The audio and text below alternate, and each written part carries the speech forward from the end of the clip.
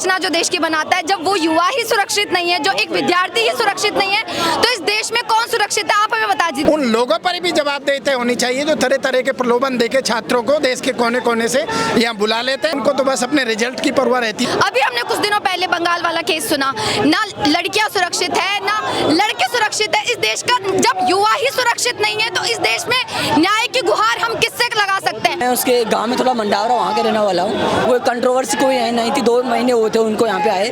बहुत सारे छोटे छोटे गाँव के बच्चे आज भी पढ़ने के लिए ये सपना देखते हैं कि हम दिल्ली जैसे शहर में जाकर के पढ़ाई करें। ये सपना देखते हैं उनके माँ बाप। मैं खुद सुबह जो 5 बजे उठ के लाइब्रेरी जाती हूँ, मुझे हर वक्त रास्ते पे इस बात का डर सताया रहता है कि मैं कितनी सुरक्षित हूँ या नहीं हूँ।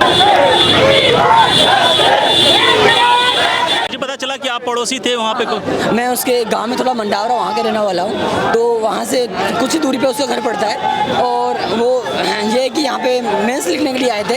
यहाँ पे उसके किसी से मतलब रंजिश नहीं हो सकती, वो कंट्रोवर्सी कोई है नहीं थी, 2 महीने हुए थे उनको यहाँ पे आए। तो बस यही चाहते हैं कि उनको जल्दी से जल्दी न्याय मिले, और बस अगर पुलिस प्रशासन भी होश में आए, आज उनके साथ हुआ है तो हमारे साथ भी हो सकता है। कितने आहत हैं आप लोग इस चीज़ को लेकर? सर कितने आहत हैं? सर आहत तो ये है कि जितना जल्दी न्याय मिल सकता है, लेकिन न्याय मिलना भी अन्याय है। उनके साथ न्याय मिलता नहीं है। डॉक्टर मुखर्जी नगर में बच्चों को न्याय मिलता नहीं है। मैम आप कैसे देखती हैं? मैं देखिए, मैं उनको एज अ स्टूडेंट ही जानती हूँ। जैसा कि हम लोग इतने दिनों से अब देख रहे हैं, कल मेरे को ये न्यूज़ अभी कल ही पता चली है, तो जब से मैंने ये चीज़ सुनी है, मैं खुद जयपुर राजस्थान से रहने वाली हूँ। हम सभी यहाँ पे यूपीएससी की प्रिपरेशन करने आए हैं, और हम देख रहे हैं कि अगर यहाँ पर पढ़ाई करने वाला देश का युवा, जो आगे देश का एक मूलभूत संरचना जो देश की बनाता है, जब वो युवा ही सुरक्षित नहीं है, जो एक विद्यार्थी ही सुरक्षित नहीं है, तो इस देश में कौन सुरक्षित है? आप हमें बता दीजिए। इस देश की सरकार इन चीज़ों को लेकर क्या कर रही है? अभी हमने कुछ दिनों पहले बंगाल वाला केस सुना, ना लड़कियां सुरक्षित है ना लड़के सुरक्षित है। इस देश का जब युवा ही सुरक्षित नहीं है, तो इस देश में न्याय की गुहार हम किससे लगा सकते हैं? हम देश के राष्ट्रीय राजधानी में पढ़ रहे हैं, जहां देश की न्याय का निर्माण किया जाता है। अगर उस देश की राष्ट्रीय राजधानी में बच्चे सुरक्षित नहीं है, तो मैं ये मानती हूँ कि इस देश का कोना कोना, जो यहाँ से जो छोटे छोटे गाँव हैं, मैं खुद राजस्थान से आती हूँ, और वहाँ के बहुत सारे छोटे छोटे गाँवों के बच्चे आज भी पढ़ने के लिए ये सपना देखते हैं कि हम दिल्ली जैसे शहर में जाकर के पढ़ाई करें। ये सपना देखते हैं उनके माँ बाप, ये सपना दिखा रहे हैं हमारे देश का प्रशासन या हमारे देश की पुलिस सेवा। अगर मैं तो बस यही कहना चाहूँगी, प्रशासन से हाथ जोड़ करके मैं विनती करना चाहूँगी, ये जिस भी मीडिया कवरेज इस न्यूज़ को कवर कर रही है, मीडिया चैनल जितने भी हैं, जितना ज़्यादा हो सके बच्चों का ये जो एक जन आंदोलन शुरू हुआ है, इसे दिखाइए, ताकि एक उस विद्यार्थी को, उस एक युवा बच्चे को, किसी माँ बाप की एक औलाद को न्याय मिल पाए। क्योंकि एक बेटे के पीछे हमारी भारतीय संस्कृति में मान्यता है कि पूरा देश चलता है, पूरा घर चलता है। तो जब उस देश का बेटा, उस घर का बच्चा, माँ बाप का बेटा ही नहीं सुरक्षित रह पाएगा, तो इस देश में हम किसी से सुरक्षा की गुहार कर सकते हैं। मैम कितनी डिस्टर्ब हैं? अभी आप पढ़ाई कर पा रही हैं कि नहीं कर पा रही हैं? मेंटली कितनी डिस्टर्ब है आप? देखिए, ये चीज़, जब ये न्यूज़ या ये खबर मैंने जब से सुनी है, तब से मैं खुद सुबह वो स्टूडेंट हूँ जो 5 बजे उठ के लाइब्रेरी जाती हूँ। मुझे हर वक्त रास्ते पे इस बात का डर सताया रहता है कि मैं कितनी सुरक्षित हूँ या नहीं हूँ, जबकि मैं तो एक लड़की हूँ। तो आप सोच लीजिए, जब देश के लड़कों का ये हाल है, तो फिर लड़कियाँ इस देश में कितनी सुरक्षित होंगी। दिल छलनी हो गया इनकी बात से। सर कुछ कहना चाह रहे हैं आप?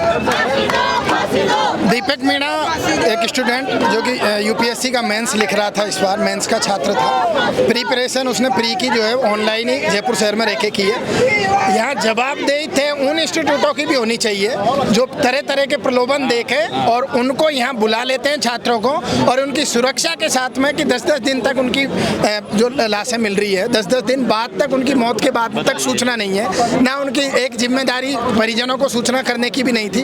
उन लोगों पर भी जवाबदेही होनी चाहिए जो तरह तरह के प्रलोभन देके छात्रों को देश के कोने कोने से यहाँ बुला लेते हैं, और कोई जवाबदेही और कोई भी जिम्मेदारी वो उनके साथ में नहीं रखते। उनको तो बस अपने रिजल्ट की परवाह रहती है। सर, सबसे पहले तो आपको बहुत बहुत धन्यवाद कि आप हम सभी की आवाज़ मतलब जनता तक तक पहुंचाएं। और मैं ये चाहती हूँ कि दीपक मीणा जी का जिस प्रकार से हत्या की गई है, ये सुसाइड नहीं है, क्योंकि सुसाइड आपको पता होगा, फोटो देख करके पता चल रहा होगा कि सुसाइड कोई ऐसे नहीं करता है सर। एक जंगल में जा करके फांसी लगाना, ऊपर से तेजाब वगैरह लगा करके जो फांसी लगाई गई है, ये तो जरूर इसमें बहुत बड़ी साजिश है।